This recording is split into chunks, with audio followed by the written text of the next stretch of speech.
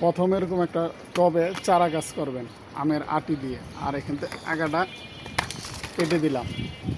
আরেকটা এটা হলো ভালো জাত, সেই জাতের গাছের সাথে ম্যাচিং করে দুই সাইডের চামড়া কেটে দিবে।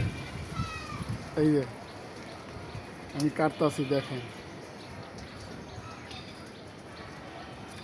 দেখছেন?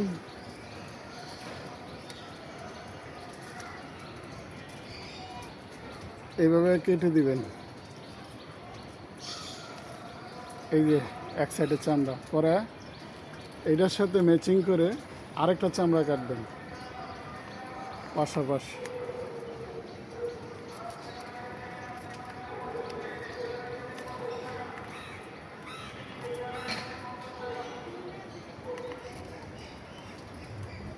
এই দেখেন, এটার এই সাইড কেটে দিয়েছি আর এটার এই সাইড কেটে দিয়েছি।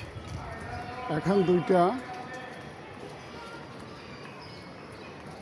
একসাথে জোড়া দেওয়ার সিস্টেম করব।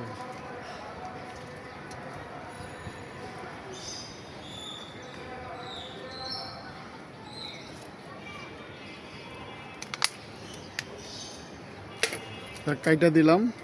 এখানে এরকম টাই ক্লিপ নিয়ে অথবা কস্টেপ দিয়ে আপনারা যে যেভাবে পারেন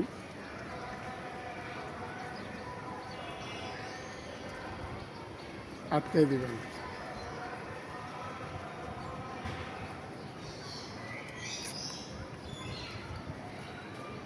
আমি এভাবে অনেকগুলো করেছি।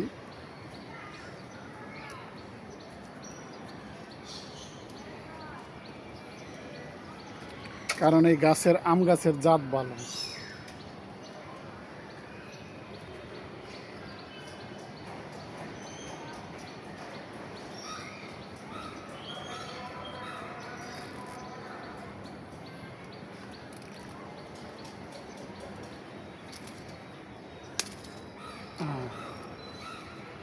একের এইভাবে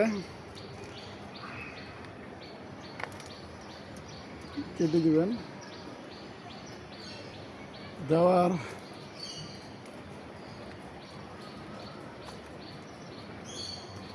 হয়তো 20 থেকে 30 দিন পর অথবা 40 দিন পর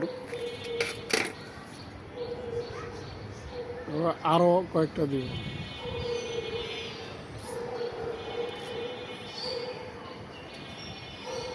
যত বেশি টাইট করে চাইপা থাকবে গাছটা বিচির আটির গাছের সাথে তাড়াতাড়ি জোড়া হবে।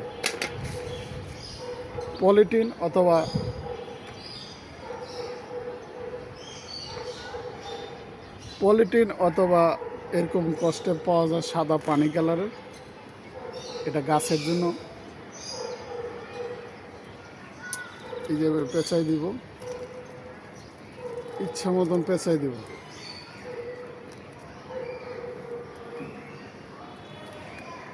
পেঁচাই দিলে আমি আশা করি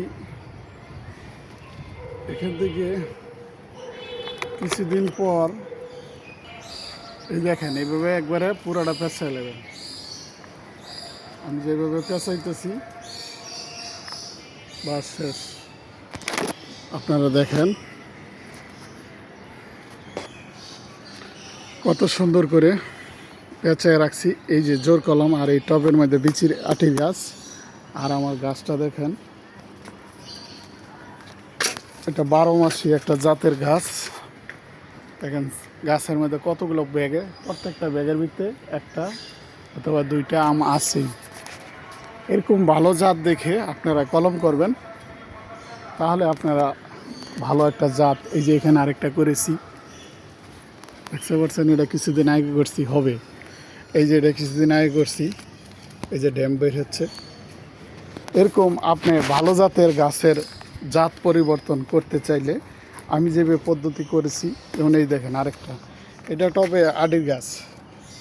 এই দেখেন এখানেও জোর কলম করেছি, মানে গাছের ডালের সাথে। এই যে এটা ছিল অরিজিনাল বড় গাছ, আর এটা হচ্ছে এই গাছের সাথে জোর কলম করছি, মানে দুইটা গাছের চামড়া লাগাই দিছি। এটা হলো অতি তাড়াতাড়ি এটা হবে 100%। আর এগুলো কলম করা, প্রত্যেকটা গাছে কলম করা। আপনারা চেষ্টা করবেন। আর ছাদের উপরে যত ভালো জাতের গাছ আছে এগুলো লাগানোর চেষ্টা করবেন। অযথা অযত্নের এই যে প্রত্যেকটা গাছের ভিতরে আম আছে, বুঝতে পারছেন? ওই যে উপরে আম দেখাও যাচ্ছে, বুঝতে পারছেন? চেষ্টা করবেন ভালো জাতের গাছ লাগাইতে, তাহলে সারা বছর আম খেতে পারবেন।